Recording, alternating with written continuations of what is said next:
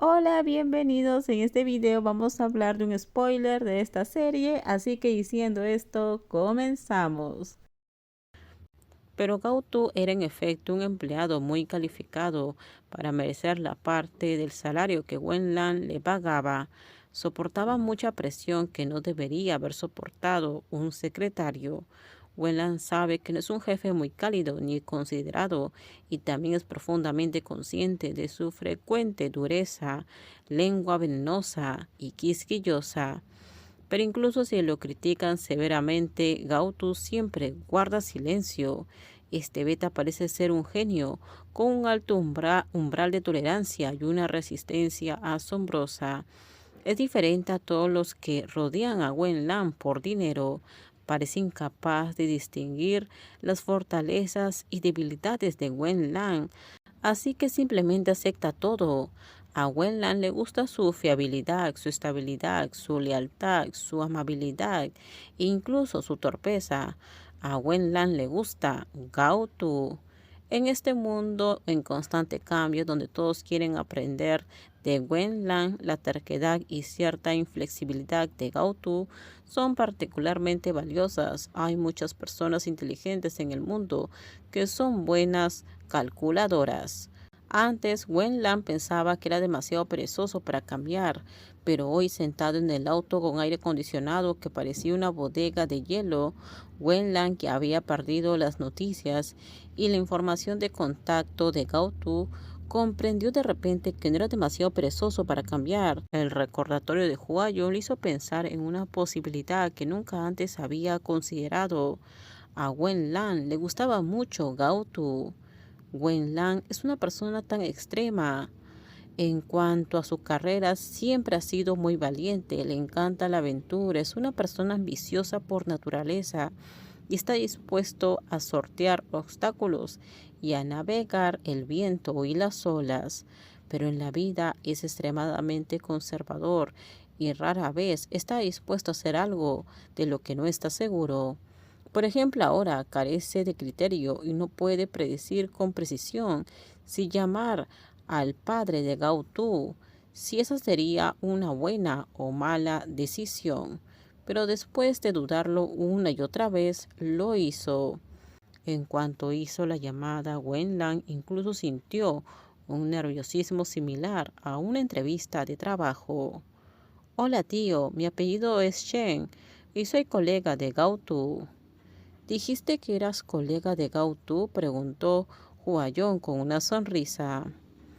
Entonces, ¿por qué no mencionas que fuiste compañero de clase del secretario Gautu? Al decir eso, Enigma, lleno de odio y amor, no pudo evitar reír, y la risa alegre estimuló enormemente a Wenlan. Ya te has reído lo suficiente, Wenlan lo interrumpió. Tengo una cita con la otra parte, tengo que reunirme. Será mejor que reces para que todo me salga bien. De lo contrario, ¿de lo contrario qué?, preguntó. Wenlan se burló y amenazó con fiereza. De lo contrario, voy a revelar tu torpe y anticuada propuesta a tu alfa con antelación. Antes de que recupere a Gautu, será mejor que te contengas. No siempre actúes como si fueras la persona más feliz y afortunada del mundo. Sé que estás celoso. El intolerante emperador del país rara vez se enfadaba e incluso se rió un poco más fuerte. Sin embargo, la felicidad no se puede ocultar. Si de verdad no quieres verme tan feliz ahora, puedes dejar de contactarme pronto. Hua Yong se lo dijo amablemente. Solo es conocer a un anciano. ¿Qué tiene de difícil? ¿Y qué hay de recuperar el secretario Gao?, preguntó Hua Yong. Que Wenlan no respondía, Enigma, tan bueno en el amor, le tocó la fibra sensible. Si estás tan seguro, ¿por qué me llamaste? Wenlan, que no sufre por amor en ese sentido, siempre sufres la misma pérdida. De hecho, si me hubieras escuchado antes y hubieras recuperado al secretario Gao antes, no habría un resultado así. Wenlan se quedó sin palabras tras un largo silencio y preguntó con frustración: ¿Dónde crees que estará Gao? ¿Crees que vuelva? El padre, quien no tenía dónde ir, vio la llamada de Wen Lan, que era como una salvación en un desierto, que lo salvaba de una situación desesperada.